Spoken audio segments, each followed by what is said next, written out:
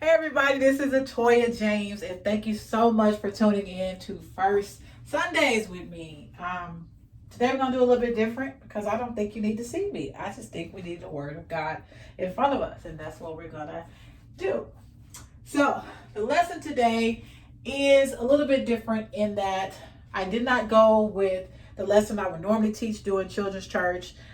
All of the prior lessons were, and they were all dealing with faith, which is something that I think we always need encouraging in, and especially right now during today's time where we have this pandemic going on, we have racial tension, and we have just so much happening in our world where people are losing faith and they're losing inspiration to really do what God has called us to do. But I have been needing encouragement to stay in the game and to keep at it, realizing that it's more at stake or it's so much more needed now more than ever. Okay. And I want to be a part of advancing God's kingdom, growing his kingdom, encouraging his people, bringing people into the fold. And I know you do too. So that's what this lesson is all about. These are the scriptures that I've been hanging out with. First Peter 5, chapter 5, verses 6 through 9. They've helped me, and I hope that they help you too. So we're looking at First Peter chapter 5, verse 6 through 9. I'm going to use the NASB version. You can use whatever version you like. I'm hip hop, all right? So, but just pull up the Word of God, and we can get started. So, just want to let you know that first of all, when I say faith, I'm talking about anything that God has entrusted with you. So that could be your walk with Christ.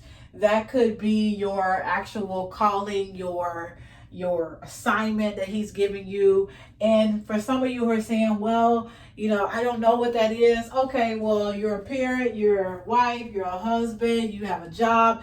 Anything that God has entrusted you with can be used to grow his kingdom, can be used to encourage other people to glorify him. And so that's what I mean when I say keeping the faith.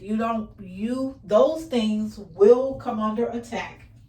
You will be put in situations where they're hard, they're tough, you want to quit, but you want to push past those things so that we can make sure that we give God some glory and that we grow his kingdom. And so that's what this is all about, is keeping the faith in those things, in any area of your life where faith is required. Keeping the faith so that you can stay in the game. Okay, so let's look at our scriptures in First Peter chapter 5, verse 6 through 9. So it says, therefore, humble yourselves under the mighty hand of God, that he may exalt you at the proper time, casting all of your anxieties on him because he cares for you. Be sober of spirit, be on alert. Your adversary, the devil, prowls around like a roaring lion, seeking someone to devour. But resist him, firm in your faith, knowing that the same experiences of suffering are being accomplished by your brethren who are in the world.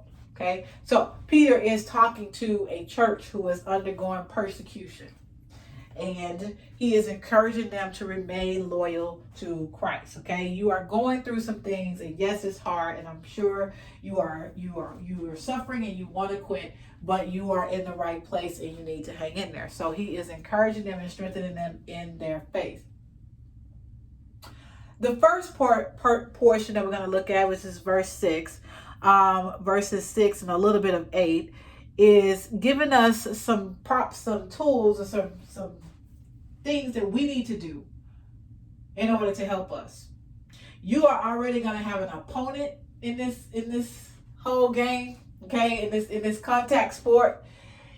In carrying the ball of faith, you have an opponent that's trying to knock it out, that's trying to make you fumble, that's trying to get you tackled, to get you taken out the game. You already have an opponent, but we don't want to make it hard by us helping him. So to me, these first couple of scriptures kind of help us in knowing some things and the position that we need to take in order for us to play this game a little bit better. So it says, therefore, humble yourselves under the mighty hand of God, that he may exalt you at the proper time.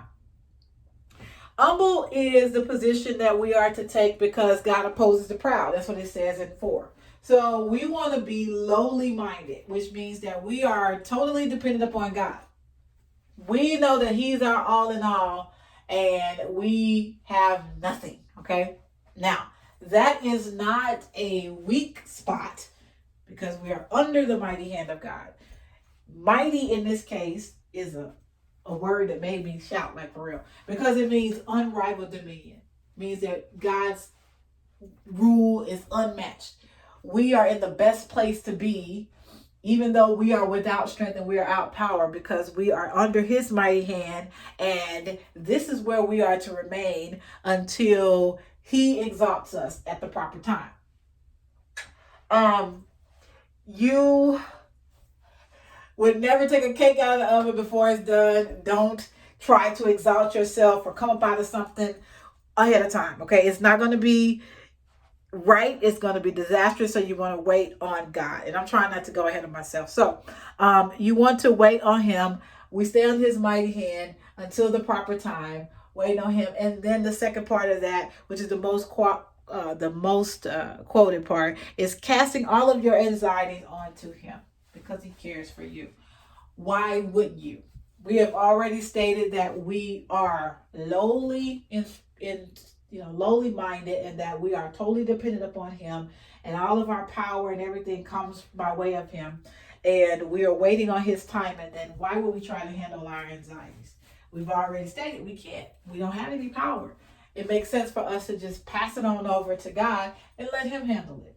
Okay? No more than when if I was taking you out to eat at a restaurant and I told you I was going to pay for everything, you would have no trouble passing that check over to me if the waiter or waitress gave it because I said I had it. Same thing here. We don't need to be handling our anxieties. You can't do it. And so, in my opinion, these are telling me some things that make it where we can make it hard for ourselves and stand in this game when we are not humble. We're dependent upon our own power. We're trying to exalt ourselves. We think we should be at a certain place. We think we should have come out. That makes you want to quit because you feel like nothing is happening, or I shouldn't be going through this. And we're trying to handle anxieties. All of those things, if you're doing any of these things, you're making it hard on yourself, and you're helping the enemy who is, he's doing his job. He's coming to attack you. You already know that. We're not going to help him in that area. So we want to make sure that we are making sure that we're humble, making sure that we're submitting to God's timing, and making sure that we're trusting him with our cares because we're under his authority anyway. He has the power and we don't. Okay? Now, let's look at 8. 8 says, be of sober spirit, be on alert. If it sounds like a warning, that's because it is. All right. Sober spirit. If you're a sober spirit, you are aware of what is happening in your spirit. And not only are you aware, the verse wants you to be alert. It's not just good enough just to know that you're discouraged. You need to be on the lookout for things that that could potentially make you even more discouraged or can get you in that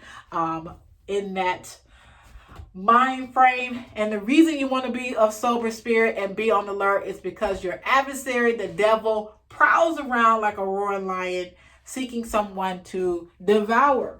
Okay? Adversary is like that in a courtroom. So he is bringing charges against you. And he's saying that you lie, and you cheat, and you are not worthy, and you curse, and whatever it is, he's bringing it against you. Now, the wonderful thing is that sins are forgiven. However, he will still use these things against you. I think the court plays out in our brain, in our mind, most of the time, where I'm not this, and I shouldn't do this, and I continue to do that, and like we harp on those things, and we allow those things to take us down. And he's okay with that because that's what he wants to do. He wants to devour you. He wants to take you out. Okay? So, prowls around like a roaring lion. Let's look at that part real quick. Roar, I don't want you to think that he is announcing himself where you can know that he's coming.